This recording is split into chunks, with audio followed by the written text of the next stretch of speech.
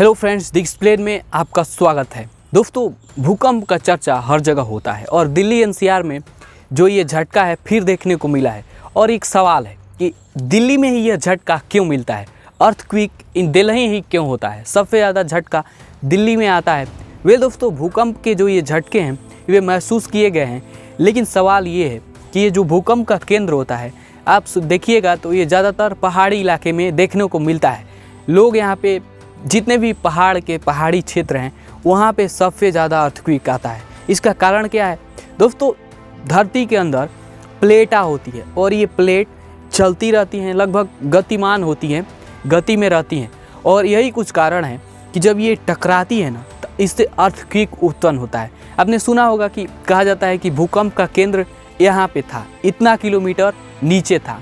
मतलब मान के चलिए कि अगर हम कहें तो दिल्ली में भूकंप आया और इसका केंद्र था 5 किलोमीटर ज़मीन के अंदर।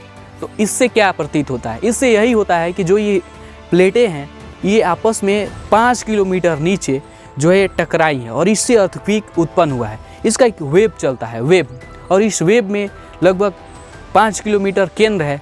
तो मान के चलिए कि 50 से 40 किलोमीटर का जो इलाका है वह कंपन करेगा और भूकंप कभी भी आ सकता है और कहीं भी आ सकता है। और इससे तबाही क्यों होती है? जो सबसे पहले तो जो घर का स्ट्रक्चर होता है इसमें भी सुधार करने की आवश्यकता होती है, क्योंकि जो ये स्ट्रक्चर है ये अलग अलग मुद्दे पर अलग अलग हो सकता है। जैसे पहाड़ पर दोस्तों कहा जाता है कि ये जो आयताकार तरीके का जो घर होता है भूकंप के झटके से नहीं गिरता है और वर्गाकार भी नहीं गिरता है, क्योंकि ये बैलेंस करके बना होता है। लेकिन अगर एक तरह का ऐसा घर हो जिसका कोई मापदंड नहीं हो तो ऐसे में वहाँ पे तबाही ज़्यादा हो सकती है।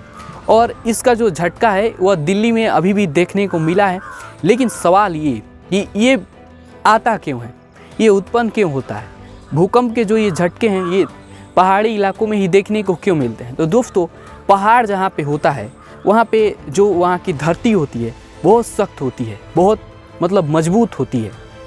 तो जाहिर सी बात है वहाँ पे जो प्लेटें होंगे उनको सख्त होंगे, मजबूत होंगे। तो इसीलिए जब ये टक्कर होता है उन लोगों का, प्लेटें जो होते हैं, तो ये जो है बहुत भयंकर तरीके से एक वेव उत्पन्न होता है।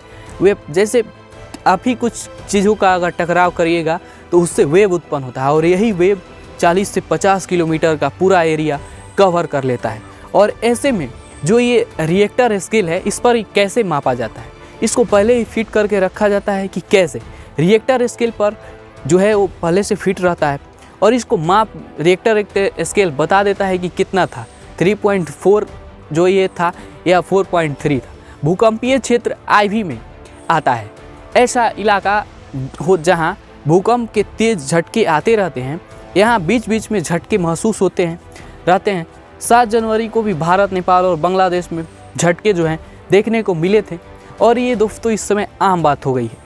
बहुत दिन पहले इतना भयंकर भूकंप आया था जिससे नेपाल में बहुत भयंकर तबाही हुई थी।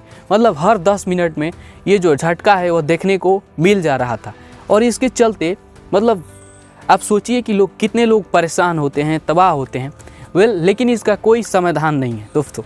ये जो प्लेटें टकराएंगी तो ये कहीं भी आ सकता है, वह रेगिस्तान हो तो, पहाड़ हो तो, या मैदानी क्षेत्र हो या पठार हो, कहीं भी दोस्तों आ सकता है। बाकी ये छोटा सा अपडेट था। यहाँ तक इस वीडियो को अगर आप देख रहे हैं और जियोपॉलिटिक्स और इंटरनेशनल रिलेशन मुद्दों में आपकी दिलचस्पी है तो जुड़िए हमारे साथ और देखते रहिए द एक्सप्लेन।